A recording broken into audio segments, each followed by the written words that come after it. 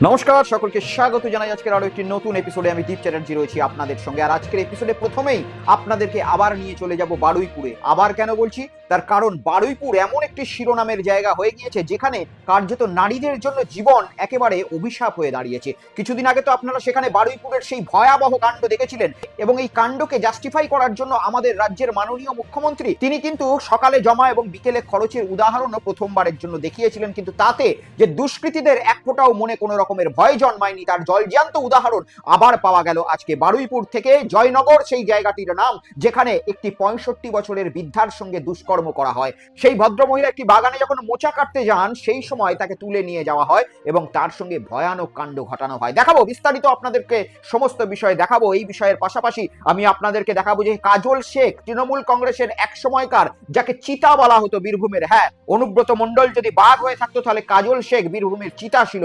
সেই কাজল শেখই আজকে নানুরে যাওয়ার পরে হয়ে গেল ডিম থেরাপির শিকার। তার কারণ তো আপনারা সকলেই জানেন, যেভাবে মানুষের ভোট নেওয়ার পরে তিনি গদ্দারিটি করেছেন মানুষের ভোটের সঙ্গে, তার পরিপ্রেক্ষিতে জনসাধারণ উগড়ে দিল তার প্রতি জনরোষ। এবং শুধু তাই নয়, এখন বিজেপির যে সালিশি সভা রয়েছে, সেই সালিশি সভাতে বিজেপির নেতাদের মাথাতেই ডিম পড়ছে, এমনও উদাহরণ পাওয়া গেল পশ্চিমবঙ্গ থেকে। সমস্ত কিছু বিষয় থাকবে আজকের এই এপিসোডে।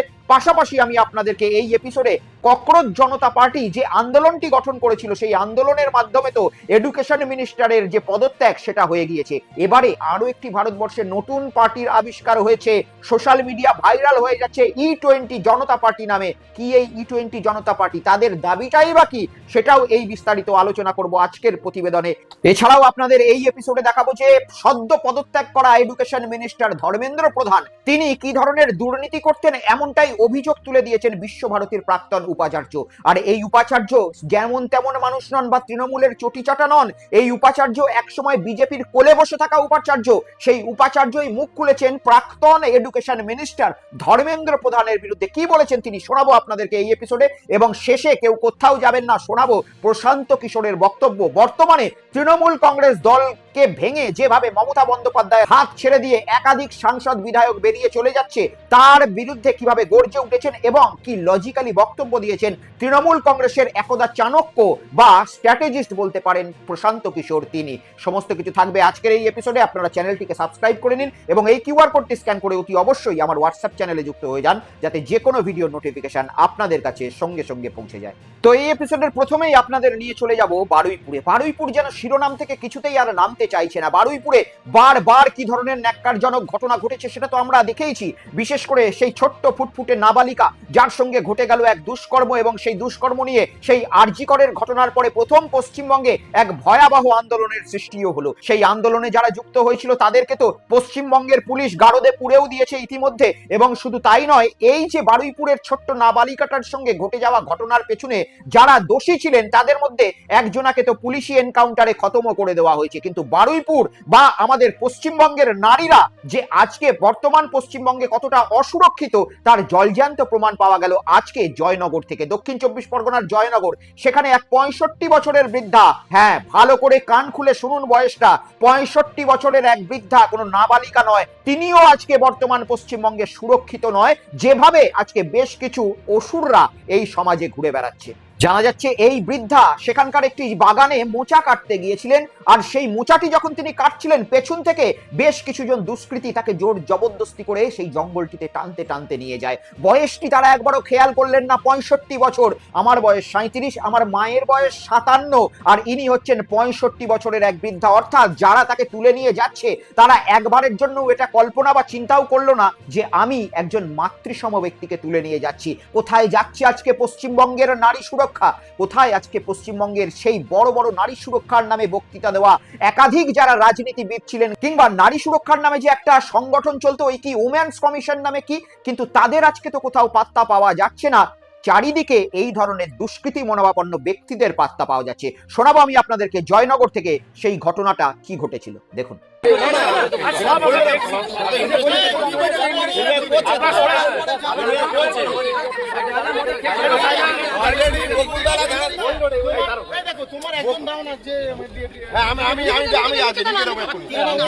থানা থেকে অলরেডি আমাদের জয়নগরের গাঁজা মদের ঠেক খোলা হয়েছে। পুলিশের তো একা ক্ষমতা নেই, পুলিশেরও যে হচ্ছে ভূমিকা আছে, সাধারণ মানুষেরও সেই ভূমিকা। গ্রামবাসী, এবার আমরা একটু সাইডে থাকি ওদিকটায়।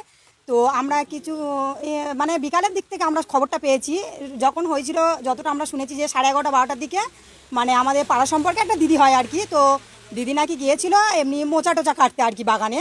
তো এবার বাড়ির লোক অনেকক্ষণ দেখতে পায়নি বলে, তো ওনার স্বামী দোকানে ছিল, এসে দোকান থেকে যে কোথায় গিয়েছে, তখন হচ্ছে গিয়ে যে বাড়ির লোক বললো যে এমনি বাগানে মোচা কাটতে গিয়েছে। তো তখন হচ্ছে বাগানে গিয়ে দেখলো যে উনি হচ্ছে কি মানে কোনো মানে তাই পড়ে আছে, এইরকম একটা ব্যাপার। ব্লিডিং ফিডিং হয়েছে, রক্ত টক্ত অনেক পড়ে টড়ে আছে, মানে একটা মানুষ স্বাভাবিক অবস্থায় থাকার থেকে মানে অন্যরকম অস্বাভাবিক অবস্থায় পড়ে আছে আর কি।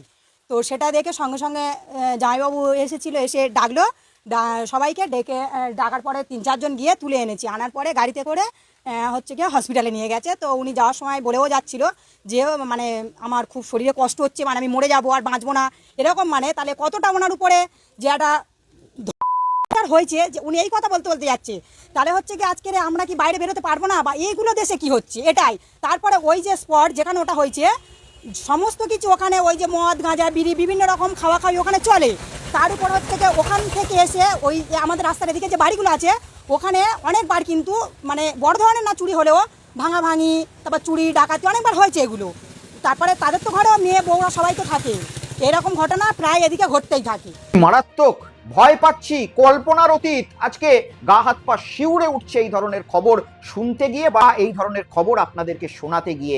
আজকে ছোট্ট ফুটফুটে বাচ্চা নাবালিকা, মাত্র সে মায়ের কোল থেকে নেমে রাস্তায় চলতে শিখেছিল, সেই নাবালিকাও যেরকম অসুরক্ষিত, একটা বৃদ্ধ মানুষ যে হয়তো আমাদের মায়েদের থেকেও বড়, সেই মহিলাও আজকে অসুরক্ষিত।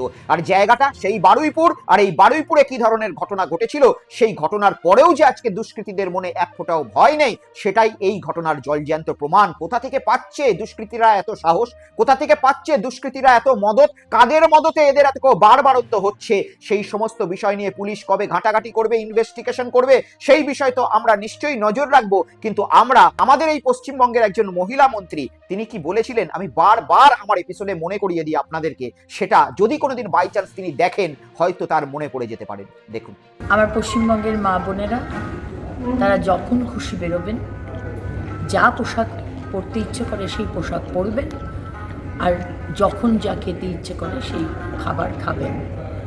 কেউ বলবে না আপনাকে কি পরতে হবে, কি খেতে হবে, আর কখন আপনার বেরোনো উচিত বা কখন আপনার বেরোনো উচিত নয়। আমরা বলবো না রাত্রির 8টার পর মহিলারা বেরিয়েছে কেন। মন খুলে খোলা আকাশের নিচে বিজেপি সরকারের আমলে নিঃশ্বাস নেই। আমাদের পশ্চিমবঙ্গের প্রিয় মন্ত্রী, আমার অত্যন্ত প্রিয় মাননীয়া অগ্নিমিত্রা পাল দেবী, সেই মহাশয়া এই কথাই বলেছিলেন যখন নির্বাচনে ভারতীয় জনতা পার্টি সদ্য জয়লাভ করেছিল। পশ্চিমবঙ্গের যত মহিলা রয়েছে তারা যে কোনো মুহূর্তে রাস্তায় বেরোতে পারবেন এবং যে কোনো মুহূর্তে নিজের ইচ্ছা মতো যা খুশি করতে পারবেন। আরে যে কোনো মুহূর্ত ছাড়ুন, একটা ভদ্র মহিলা 65 বছরের বৃদ্ধা, সে যে কোনো মুহূর্ত নয়, সকাল 10টার সময় নিজের বাড়ির বাগানের পেছনে মোচা কাটতে গিয়েছিল। সে কি এমন ড্রেস পরেছিল, হয়তো সে তার বাড়িতে যে শাড়িটি পরে কিংবা যে নাইটিটি পরে সেইটি পরেছিল, তাতেও তো পশ্চিমবঙ্গে যে বারবারন্ত এই ধরনের দুষ্কৃতীদের হয়েছে সেটা থামছে না অগ্নিমিত্রা দেবী। তাহলে এই ধরনের যে রাজনৈতিক বক্তব্য, এই রাজনৈতিক বক্তব্য দিয়ে কেন আমাদের পশ্চিমবঙ্গের মা বোনেদেরকে এই ধরনের যে ঘটনা রয়েছে সেই ঘটনার শিকার হতে হচ্ছে শোনার পরে? দয়া করে ব্যবস্থা নিন এবং দয়া করে এমন ধরনের ব্যবস্থা নিন যে সকালে জমা বিকালে খরচ, এই জমা খরচের ঘটনাটি এমন ভাবে যেন ঘটানো হয় যাতে সাধারণ মানুষ প্রশ্ন না করে যে সাক্ষীকেই না সরিয়ে দিয়ে অভিযুক্তকে বাঁচানো হচ্ছে না। তো চলুন, এই বেদনাদায়ক এবং হৃদয় বিদারক যে ঘটনাটি রয়েছে এই ঘটনার পরে আমি আপনাদেরকে নিয়ে চলে যাই বীরভূমের নানুরে। বীরভূমের নানুর এই যে জায়গাটি, এই জায়গাটিতে একটি নাম হঠাৎ করে ভেসে উঠেছিল, যে নামটি ছিল কাজল শেখ। মমতা বন্দ্যোপাধ্যায়, অভিষেক বন্দ্যোপাধ্যায়ের হাত ধরে এই বীরভূমের বাঘ অনুব্রত মণ্ডলের জায়গায় হঠাৎ করে রাতারাতি এক দুর্দণ্ড প্রতাপ নেতাতে পরিণত হয়েছিলেন কাজল শেখ। অনুব্রত মণ্ডলকে সরানোর পরে কাজল শেখ জেলা কমিটির মেম্বার হয়েছিলেন, জেলা কমিটির সর্বা হয়েছিলেন, এমনকি এই কাজল শেখ বীরভূমের বিধায়ক তৈরি হয়েছিলেন। কাজল শেখকে দেওয়া হয়েছিল জেলা পরিষদের দায়িত্ব। কিন্তু নির্বাচনে যখনই তৃণমূল কংগ্রেসের দলটি ভেঙে গেল বা আপনারা বলতে পারেন নির্বাচনে পরাজয় স্বীকার করলো, তারপরেই এই যে কাজল শেখরা রয়েছে তারা কিন্তু রাতারাতি ভালো তৃণমূলে পরিণত হয়ে গেলেন। তারা চলে গেলেন কলকাতাতে এবং কলকাতাতে ঋতব্রত বন্দ্যোপাধ্যায়ের সঙ্গে বসে মমতা বন্দ্যোপাধ্যায়কে গালমন্দ করার কাজ করলেন সেটা গোটা পশ্চিমবঙ্গবাসী একেবারে নিজের মোবাইল থেকে শুরু করে নিজেদের যে বাড়িতে টিভি রয়েছে বসে বসে দেখেছেন। আর এই কাজল শেখকে যে তৃণমূল কংগ্রেসের মানুষেরা ভোট দিয়েছিলেন বা সমর্থকেরা ভোট দিয়েছিলেন, তারা তো সেই সময় কাজল শেখকে ভোটটা দিচ্ছেন এটা ভেবে ভোট দেননি। তারা ভোট দিয়েছিলেন একেবারে মমতা বন্দ্যোপাধ্যায়কে দেখে বা তৃণমূল কংগ্রেসের লোগোটা দেখে। তাই বোলপুরের মাটিতে যখন কাজল শেখ ছিলেন না, কলকাতার মাটিতে বসে বসে কাজল শেখ এই যে উত্তপ্ত আঁচ বোলপুরের, সেটা একেবারেও টের পাননি। কিন্তু আজকে যখন তিনি বীরভূমে পৌঁছালেন এবং আজকে যখন তিনি বীরভূমের নানুরে পৌঁছালেন, সেই জায়গায় বুঝতে পারলেন যে তাদের যে ভালোবাসা, তাদের যে নাম, তাদের যে ডাক, সেটা সবকিছুই মমতা বন্দ্যোপাধ্যায়ের দান। আর মমতা বন্দ্যোপাধ্যায় থেকে যখন তারা মুখ ঘুরিয়ে নিয়েছে, তখন বোলপুরের যে ভোটাররা রয়েছে তারাও কাজল শেখের থেকে মুখ ঘুরিয়ে নিয়েছেন। দেখাবো আমি কিভাবে কাজল শেখের ওপর যখনই প্রথম তিনি ভোটের পরে বীরভূমে পৌঁছালেন, ডিম থেরাপি কিভাবে তার উপর দিয়ে বর্ষণ হলো, দেখুন।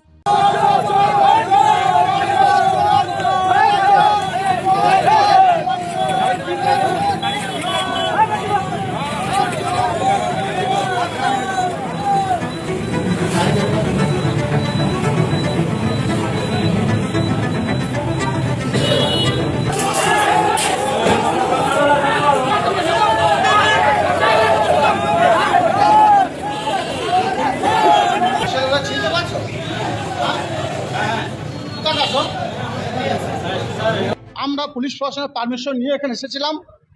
এটা উচিত হয়নি, যে ধরনের কাজ করছে এটা বাংলার কৃষ্টি কালচারের বিরুদ্ধে বলে আমি মনে করি।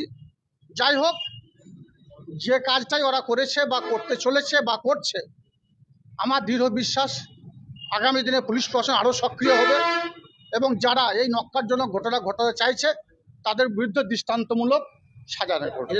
দেখলেন, আসলে নিয়তি, কর্মফল এগুলো যতই দেরি হোক কিন্তু মানুষের ভাগ থেকে কখনো অন্য কোথাও চলে যেতে পারে না। আমরা অন্যটার দেখে হাসি। হ্যাঁ, অভিষেক বন্দ্যোপাধ্যায়ের উপরে যখন ডিম থেরাপি হয়েছিল, এই যে কাজল শেখ রয়েছেন, এনারই নেতা ঋতব্রত বন্দ্যোপাধ্যায় কটূক্তি করেছিলেন। কিন্তু পরবর্তীকালে যখন এই ঋতব্রত বন্দ্যোপাধ্যায় বারুইপুরের ওই বাচ্চা মেয়েটির বাড়িতে গিয়েছিল, তাকে রীতিমতো পালিয়ে আসতে হয়েছিল। আর যখন নানুরে পৌঁছালেন এই কাজল শেখ, তাকেও রীতিমতো সেখান থেকে পালিয়ে যেতে হলো গাড়ি থেকে উঠে, এবং সেই গাড়িকে কার্যত ডিম দিয়ে ভিজিয়ে দেওয়া হলো। সাধারণ মানুষের মধ্যে এতটাই জনরোষ রয়েছে এবং এতটাই সাধারণ যে তৃণমূল কংগ্রেসের ভোটার যারা একসময় এই বীরভূমে এই কাজল শেখকে নেতা মনে করেছিলেন বা মমতা বন্দ্যোপাধ্যায়ের প্রতিনিধি হিসাবে ভোট দিয়েছিলেন, তারা কিন্তু আজ তাদের ভোটটি ফেরত নেওয়ার জন্য সেইখানে সম্ভবত পৌঁছেছিলেন। তাই যে কোনো মানুষই যে কোনো দলের সঙ্গেই, সে বিজেপি হোক, তৃণমূল হোক, কিংবা সিপিএম হোক, কংগ্রেস হোক, তারা ভোট পেয়ে যাওয়ার পরে এটা যদি ভেবে থাকে যে সেই ভোটটা তাদের, সেটা তারা মূর্খের স্বর্গে বাস করছে বলে এমনটাই ভাবছে। তারা এই ভোটের অধিকারী নয়। এই ভোটের অধিকারী একমাত্র সেই দলটির যে নির্বাচনী প্রতীক রয়েছে, সেই নির্বাচনী প্রতীকটি। আগামী দিনে এই সমস্ত যে রাজনৈতিক নেতা রয়েছে, বাংলার কোনো সমাজই এদেরকে আর পছন্দ করছে না। রাজনৈতিক কেরিয়ার এদের সম্ভবত শেষ হয়ে গিয়েছে। হ্যাঁ, যদি মমতা বন্দ্যোপাধ্যায় কোনোদিনও ক্ষমা করে দেন, তাহলে হয়তো তৃণমূল কংগ্রেসের টিকিটে আবার রাজনৈতিক কেরিয়ার বড় হতে পারে, কিংবা যদি কখনো এরা ভারতীয় জনতা পার্টিতে যুক্ত হতে পারে, তাহলে হয়তো ভারতীয় জনতা পার্টির টিকিটে এদের রাজনৈতিক কপাল চকচকে হতে পারে। কিন্তু নিজেদের পায়ের তলায় কোনো রকম পলিটিক্যাল বেশ নেই যে এরা কখনো পর্যন্ত নির্দল প্রার্থী হয়ে দাঁড়িয়ে কোথাও আর নির্বাচনে জয়লাভ করতে পারবে। চলুন আমি আপনাদেরকে দেখাই যে একসময় পরিবর্তনের পর বহু বিজেপি কর্মী অন্যান্য দলের কর্মী সমর্থকদের উপর ডিম বর্ষণ করছিল। সেই দলের মধ্যেই আজকে গোষ্ঠীদ্বন্দ্ব এমন একটা পর্যায়ে মাত্র নির্বাচনের জয়ের 2.5 মাসের পরে পৌঁছেছে, বিজেপি কর্মীরা বিজেপির নেতার উপরেই ডিম বর্ষণ করছে। দেখুন, জীবনকে কেন সাপোর্ট করতে বলা হয়েছিল আর আফসারকে কেন সাপোর্ট করতে বলা হয়নি সেগুলো আমরা বললাম। আফসারকে সমর্থন করতে বলা হয়নি, ঠিক আছে, কিন্তু পরে 1.5 বছর পর আবার কেন বলছে আবার আফসারকে সমর্থন করো? এটা কোনোদিন বলা হয়নি, এটা বলা হয়নি, কোনোদিন বলা হয়নি, এটা মিথ্যা, মিথ্যা। আপনাদের জীবনে এটা শুনতে হবে, জীবনে আমরা বিপক্ষে দেশ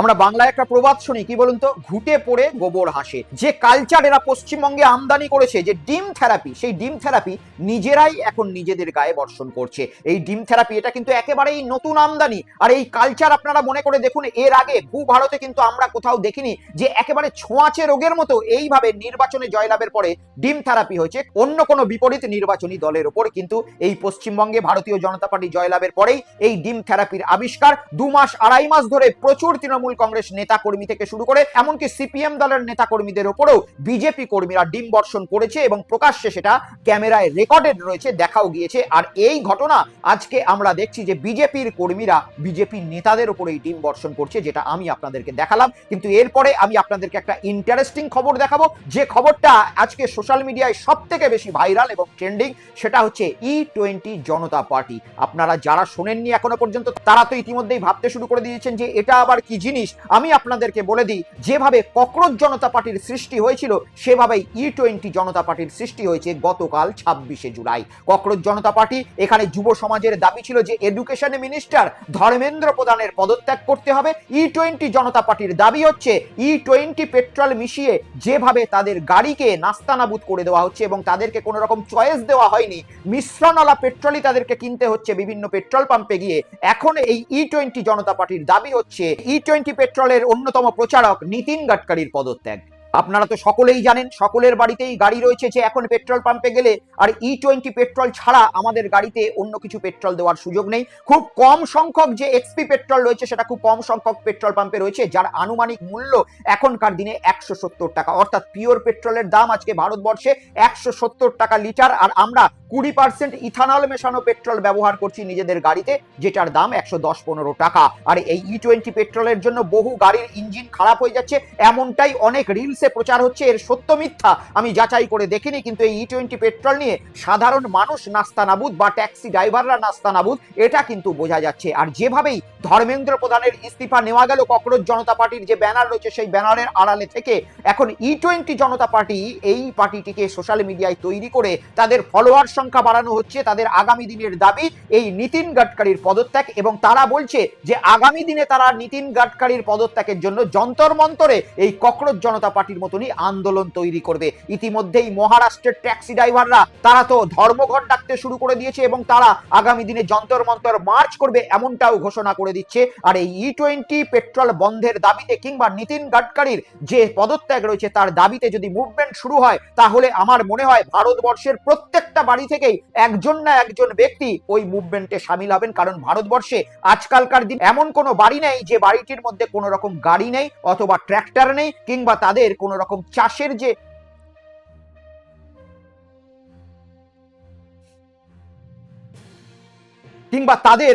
যাতায়াতের জন্য ট্রান্সপোর্ট ব্যবস্থা ভাড়া করতে হয়।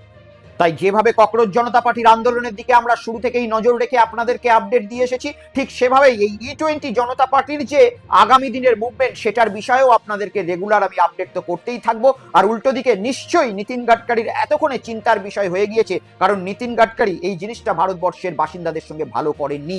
তার নিজের ছেলের ইথানলের ফ্যাক্টরি, সেই ফ্যাক্টরিতে ইথানল তৈরি হবে, আর সেই ইথানল ভারতবর্ষের সাধারণ মানুষের গাড়িতে বিনা চয়েসে ভরতে হবে, এটা কখনোই নীতিন গাডকারি ভারতবর্ষের বাসিন্দাদের সঙ্গে ভালো করেনি। আর সেই জন্যই সম্ভবত এই ধরনের মুভমেন্ট আবার তৈরি হচ্ছে এবং ভারতবর্ষে ককরোচ জনতা পার্টি যে রাস্তাটি দেখিয়ে দিয়েছে সেই রাস্তাতে সাধারণভাবে হয়তো এখন প্রত্যেকটা মানুষই প্রশ্ন করতে চাইছে। অন্যদিকে প্রাক্তন এডুকেশন মিনিস্টার ধর্মেন্দ্র প্রধানের কথা যখন উঠলই, তখন আপনাদেরকে একটা বিশেষ ভিডিও দেখাই। বিশ্বভারতীর প্রাক্তন উপাচার্য তিনি কি ধরনের ভিডিও গতকাল প্রকাশ করেছেন এবং বিষোদ্গার করেছেন, বিস্ফোরক ভিডিও বলতে পারেন। আর এই বিশ্বভারতীর প্রাক্তন উপাচার্য আর কেউ নন, ইনি অন্যতম ভারতীয় জনতা পার্টির ঘনিষ্ঠ একজন উপাচার্য এবং ভারতবর্ষের প্রধানমন্ত্রীর অন্যতম ফ্যান বলতে পারেন, অন্যতম ভক্ত বলতে পারেন এই যে বিশ্বভারতীর প্রাক্তন উপাচার্য। আজকের দিনে তিনি রয়েছেন কিনা এতটাই বিজেপি ভক্ত সেটা আমি বলতে পারবো না, কিন্তু গতকাল তিনি যে ভিডিওটি প্রকাশ করেছেন সেটা ভারতবর্ষের ভারতীয় জনতা পার্টিকে যথেষ্ট পরিমাণে বিপাকে ফেলে দিয়েছে। কারণ প্রাক্তন এডুকেশন মিনিস্টার ধর্মেন্দ্র প্রধান কি ধরনের দুর্নীতিগ্রস্ত এবং কি ধরনের জোর জবরদস্তি চাপ দিয়ে এই ধরনের উপাচার্যদেরকে বিপদে ফেলার চেষ্টা করেছিলেন, সেটাই গতকাল তিনি বিস্ফোরকভাবে ফেসবুক লাইভ করে জানিয়েছেন। আমি সেই ক্লিপিংসের বিশেষ কিছু অংশ আপনাদেরকে দেখাবো, দেখুন। শাস্তি ভবনে উনি বসিয়ে রেখেছিলেন শুধুমাত্র এটা দেখাবার জন্য যে উনি মন্ত্রী, উনি কত বড় শাস্তি দিতে পারেন একজন উপাচার্যকে, একজন কুলপতিকে, একজন শিক্ষাবিদকে। 21 দিন আমাকে বন্দি করে রেখেছিল। তখন এই আজকের যে শিক্ষামন্ত্রী যার বিরুদ্ধে এত প্রতিবাদ হচ্ছে, তিনি আমাকে বলেছিলেন ব্যাকডোর ডিপ্লোমেসি করুন। তা আমি আজকে সেই কথাটা ওনার কাছে রাখতে চাইছি। আজকে তো ওনার বিরুদ্ধে প্রতিবাদ হচ্ছে, তা উনি ব্যাকডোর ডিপ্লোমেসি করছেন না কেন? বিশ্বভারতী উপাচার্য থাকাকালীন সঙ্গীত ভবনে একটা পরীক্ষা হবে ধরো আগামীকাল। আজকে রাত্রি 11টার সময় আমাকে এসে বললো প্রশ্নপত্র চুরি হয়ে গেছে। তো আমি কিন্তু যখন বললাম প্রশ্নপত্র চুরি হয়ে গেছে কি করে, কারণ হেড অফ দ্য ডিপার্টমেন্টের আলমারির মধ্যে থাকে, আলমারিতে তো হেড অফ দ্য ডিপার্টমেন্ট ছাড়া আর কারো অ্যাক্সেস থাকার কথা নয়, কেন চুরি হয়ে গেল? কিন্তু আমি কিন্তু কোনো জবাব পাইনি, আমাকে পরীক্ষাটা বাতিল করতে হয়েছে। কারণ এই মন্ত্রীর কিছু রেকমেন্ডেশন অর্থাৎ চাকরি বাকরির ব্যাপারে আমি মানিনি। আমি তোমাকে একটা উদাহরণ দিচ্ছি। আমাদের বিশ্ববিদ্যালয়ে হিন্দি বিভাগের একজন অধ্যাপক ছিলেন, তাকে এই মন্ত্রী আমাকে বলেছিলেন তাকে পিভিসি করতে হবে, এবং তার বিরুদ্ধে ভুরি ভুরি দুর্নীতির অভিযোগ আছে, এবং কেনই বা প্রধানমন্ত্রী ওনাকে সরানোর কথা ভাবছেন না। তবে আমার বিরুদ্ধে মোবাইল চুরির কেস আছে, আমার বিরুদ্ধে কারো পকেট থেকে 2500 টাকা চুরি করেছি সেই কেস আছে, কারো সোনার চেইন চুরি করছি সেই কেস আছে। মুহূর্তে আমি শুভেন্দু অধিকারী বা তার যে সঙ্গে যারা মন্ত্রী হয়েছেন বা সেই বিজেপির দলকে আমি কোনো মতামত দিতে পারবো না, কারণ সময়টা খুবই অল্প। তবে এর মধ্যে যা কাজ ওরা করেছেন সেই কাজটা কিন্তু সত্যি প্রশংসার যোগ্য। এক মারাত্মক অভিযোগ করেছেন তিনি। প্রশ্নপত্র, সেই ঘটনাটাও আপনারা শুনলেন। তার মানে কি প্রশ্নপত্র ভারতবর্ষে যেভাবে ফাঁস হচ্ছিল সেই দুর্নীতির জন্য অন্যতম দায়ী এই ধর্মেন্দ্র প্রধান। কারণ একজন বিশ্বভারতীর প্রাক্তন উপাচার্য, যিনি একসময় ভারতীয় জনতা পার্টির একেবারে কোলে বসে থাকা ব্যক্তি বলতে পারেন। বহু ভিডিও, বহু তথ্য থেকে এটা যাচাই করে দেখা গেছে যে ইনি ভারতবর্ষের ভারতীয় জনতা পার্টিকে যথেষ্ট পরিমাণেই পছন্দ করতেই পারেন। তার নিজস্ব ব্যক্তিগত মত রয়েছে, এবং ভারতীয় জনতা পার্টি হোক কিংবা তৃণমূল কংগ্রেস হোক, আম আদমি পার্টি হোক, যে কোনো পার্টিকেই স্বাধীনভাবে যে কোনো মানুষ একেবারেই সমর্থন করতে পারে, সে বিষয়ে কোনো খারাপ কথা আমি বলছি না। কিন্তু এইখানে অদ্ভুতভাবে একটা প্রশ্নপত্রের ঘটনাও কিন্তু উল্লেখ করলেন তিনি। তাহলে আজকে যে সংসদে প্রশ্নপত্রের যে ফাঁস রয়েছে তার জন্য যে কঠোর বিল আসছে, সেই কঠোর বিলের আওতায় কি আগামী দিনে প্রাক্তন এডুকেশন মিনিস্টার ধর্মেন্দ্র প্রধানকে কবজায় নিতে দেখব, সে বিষয়ে তো পরেই আমরা জানতে পারবো। কিন্তু আমি আপনাদেরকে এরপরে এমন একটি ভিডিও দেখাবো যে ভিডিওটা সম্ভবত আজকে প্রত্যেকটা তৃণমূল কংগ্রেস দল থেকে যারা ভেঙে গিয়ে কখনো এনসিপিআইতে গেছেন কিংবা কখনো বিরোধী দলনেতা তকমা নেওয়ার পরেও বিজেপি ঘনিষ্ঠ হয়ে গিয়েছেন, তাদের এই ভিডিও দেখলে ঝাল লাগতে পারে। কারণ প্রশান্ত কিশোর গতকাল মমতা বন্দ্যোপাধ্যায় বা তৃণমূল কংগ্রেসের বিষয়ে এমন একটি ইন্টারভিউতে কথা বলেছেন যে কথাটা আজকে মমতা বন্দ্যোপাধ্যায় বা তার যারা দলের সমর্থক রয়েছেন তাদেরকে যথেষ্ট পরিমাণে অক্সিজেন দেবে এবং যথেষ্ট পরিমাণে তাদেরকে আগামী দিনের জন্য উজ্জীবিতও করবে। আমি শোনাবো প্রশান্ত কিশোর একসময় 2021 সালে তৃণমূল কংগ্রেসের জয়ের পেছনে যার অন্যতম প্রধান মাথা ছিল, সেই প্রশান্ত কিশোর এবিপি নিউজের পর্দায় ইন্টারভিউ দিতে বসে মমতা বন্দ্যোপাধ্যায় এবং তৃণমূল কংগ্রেসের ব্যাপারে কি বলেছেন দেখুন। ममता बनर्जी का ये हाल क्यों हो गया? मतलब इतनी भगदड़ मच गई दीदी को छोड़कर जाने वालों की। भगदड़ तो इसलिए मच गई क्योंकि भाजपा वाले जो अब वो दीदी को पराजय मिली है तो भाजपा वाले उनको परेशान कर रहे हैं, उनकी पार्टी को तोड़ रहे हैं, वो सब ठीक है। लेकिन ये लोगों को नहीं भूलना चाहिए कि दीदी को आज भी 2.5 करोड़ वोट मिला है, और वो वोट किसी एमएलए एमपी के भागने से हिलता नहीं है। जितनी समझ मेरी राजनीति की है, वहां पर पॉलिटिकल फोर्स के तौर पर दीदी जब तक है तब तक वही रहेंगी, चाहे जितने लोग अपना जितने गुट बना ले, उससे कोई फर्क नहीं पड़ने वाला है। मुस्लिम तुष्टिकरण ज्यादा था, इस वजह से ये उससे कोई वो अलग बात है, वो उनकी चर्चा का विषय, मेरे चर्चा का विषय नहीं है। ममता बनर्जी के एक समय में आप वोटर भी बन गए थे पश्चिम बंगाल के। बिल्कुल थे, क्योंकि भाजपा वाले वहां अगर वोटर नहीं बनते, भाजपा वाले मुझे कलकत्ता में नहीं रहने देते, इसलिए बने थे। और मैं वहां था, वहां वोट हो रहा था, तो मुझे वोट करना चाहिए था नागरिक के तौर पर, इसलिए कर रहे थे। मैं आपको ये बता रहा हूं कि जो लोग ये कह रहे हैं कि टीएमसी खत्म हो जाएगी, वो बहुत बड़ी भूल कर रहे हैं। पार्टियां ना एक दिन में बनती है ना एक दिन में खत्म हो। इतने बड़े बड़े लोग छोड़ के, मतलब सांसद बिल्कुल छोड़कर चले गए। कौन बड़ा आदमी? अब बहुत सारे लोग कौन बड़े लोग? दीदी के सामने वहां वोट दीदी को है, वोट टीएमसी को है, किसी एमपी को वोट नहीं पड़ा। अगर कोई सांसदों को समझ में नहीं आ रहा है क्या? अरे भाई, जान बचाने के लिए मरता क्या ना करता। शायोनी घोष ममता बनर्जी की नकल करती हुई साड़ी, बिंदी, उसी तरह हवाई चप्पल, और देख लीजिए कैसे छोड़कर फुर्र हो गए। मैं आपको बता रहा हूं, 2021 में उनको टिकट दिया गया था, ठीक है, मैं उस समय था। शाइनी घोष को बॉलीवुड वहां की फिल्म इंडस्ट्री से उठाकर दिया गया था टिकट। पहला चुनाव वहां वो हार गई थी, उसके बाद पार्टी ने उनको यूथ का अध्यक्ष बनाया, उन्होंने मेहनत करी, लोकसभा में जीत गई। लेकिन वो वोट शाइनी घोष को नहीं मिला था, वो टीएमसी को मिला था, जिसकी उम्मीदवार शाइनी घोष थी। जो आप जिसको भी बड़ा बता रही हैं, जिसमें भी अगर दम है तो जरा निर्दलीय लड़के देख ले वहां पर। শুনলেন আপনারা, যে ব্যক্তিটি এই বক্তব্যটি রাখছেন তার নাম প্রশান্ত কিশোর। রাজনীতির জীবনে তিনি খুব একটা দল খুলে লাভ করতে না পারলেও অন্যের দলকে কিন্তু সিংহাসনে বসানোর জন্য এই ব্যক্তি ব্যাপক পরিমাণে রিসার্চ করে কাজ করেছেন। সেটা ভারতবর্ষে 2014 সালে ভারতীয় জনতা পার্টি হোক, কিংবা 2021 সালে তৃণমূল কংগ্রেস হোক, অথবা বিহারে নীতিশ কুমারের দল হোক, কিংবা আম আদমি পার্টি হোক, বহু দলের সঙ্গেই এই প্রশান্ত কিশোর কিন্তু কাজ করেছিলেন এবং তিনি তার কাজের রেজাল্ট দিয়েছিলেন। পরবর্তীকালে আইপ্যাক তিনি ছেড়ে দেন এবং অন্যজনের হাতে এর মালিকানা চলে যায়। তারপরে আইপ্যাক একেবারে তলানিতে চলে যায়, কিন্তু প্রশান্ত কিশোর যতদিন ছিলেন এই আইপ্যাকের নাম কিন্তু একেবারে ভারতবর্ষের রাজনীতিতে মধ্য গগনে ছিল। আর সেই প্রশান্ত কিশোরই আজকে এমন একটি বক্তব্য রাখলেন যে বক্তব্যটিতে এটা পরিষ্কার হয়ে গেল যে মমতা বন্দ্যোপাধ্যায়কে ছেড়ে যারা রাজনীতির ময়দানে অন্য জায়গায় গিয়েছেন তাদের রাজনৈতিক ভবিষ্যৎ আগামী দিনে শূন্য। একথা পশ্চিমবঙ্গের সকল বাসিন্দাই মনে করতেন, সকল মানুষই মনে করতেন, অন্যান্য রাজনৈতিক দলের নেতাকর্মীরাও জানতেন, কিন্তু প্রশান্ত কিশোরের এই বক্তব্যের পরে সেই ঘটনার উপরে কার্যত সিলমোহর পড়ে গেল এবং এটা একেবারে বাস্তবে প্রমাণিত হলো যে মমতা বন্দ্যোপাধ্যায়কে ছেড়ে যাওয়া রাজনীতিবিদের রাজনীতি ওই যেদিন মমতা বন্দ্যোপাধ্যায়কে তারা ছেড়ে গিয়েছেন সেদিনই শেষ হয়ে গিয়েছেন। আজকের এপিসোড এই পর্যন্তই রইল। আপনারা সকলে ভালো থাকবেন, সুস্থ থাকবেন এবং দেখা হবে আবার পরবর্তী এপিসোডে। ততক্ষণে দেখতে থাকুন বেঙ্গল পালস উইথ দীপ, সত্য যেখানে রং দেখে না। নমস্কার।